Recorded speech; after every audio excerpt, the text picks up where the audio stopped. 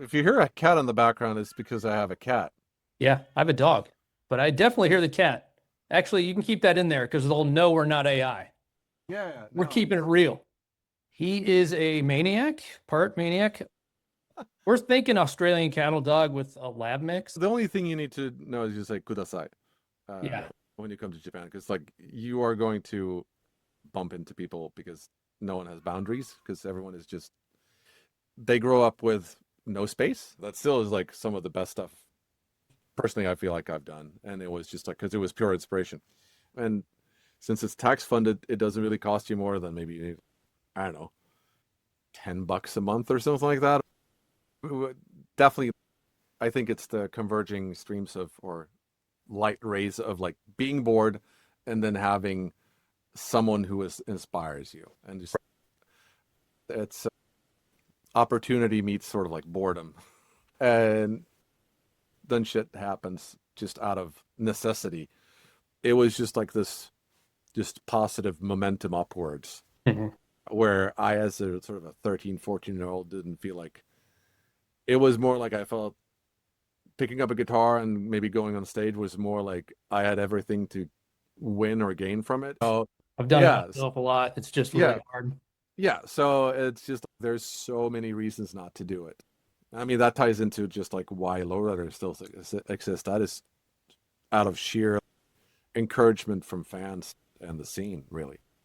The thing that sort of just makes me tick is writing songs and hearing them in my head and then Mhm. hearing what I heard in my head come out of speakers. That's like the biggest kick I'm seeking. This is like real rock and roll music. So, yeah, as soon as I heard Refractions, I was like, well, man, these guys are awesome. I don't know, warm, woolly freight train of like cotton candy that just runs you Right. over. Then the next week we played to like 2,000 people with Laura, and we never played to more than like 80 or 100 people back in the day.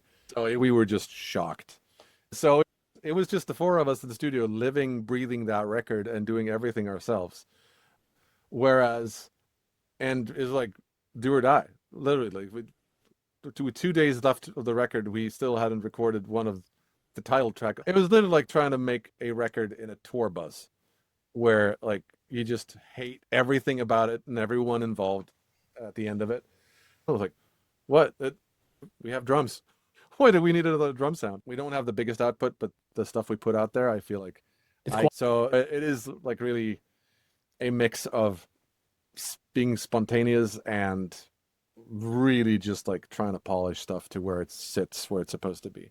We don't have the time to like overthink shit. If the first take is good, keep it. just those little tinges of magic behind the monster riffs. And It's the kind of music I love, man. I feel like we fucking did it. Like this is what I heard in my mind. And that was actually like the first time I heard the final mix of Pipe Rider. The anxiety of making music, I guess, is just like when you care, it also the fact that you care makes failing at it miserable. You just get you become yeah, it's like what it's called cabin fever. It's like you can Yeah. get like musical cabin fever real quick. And I think that is so in a way we're like a cover band of ourselves, I guess. I just felt like this is everything that's right with the universe. This is Yeah.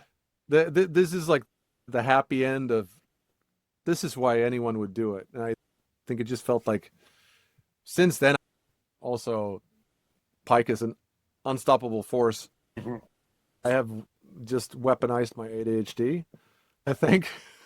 No, I don't know. I've always just been having 300 projects going at the same time and being late with everything. I'm a like start believer in that if you create momentum, it's going to create more stuff. So if there is something cool that you could do, just do it. Even if you're having like a shit day or like you might be annoyed with something with someone else in the band, it's just like nothing goes above the necessity for this to be special. We only have this when we're playing. It's like it's an hour on stage, and when we're in the studio, it's like we just have a day or something like that.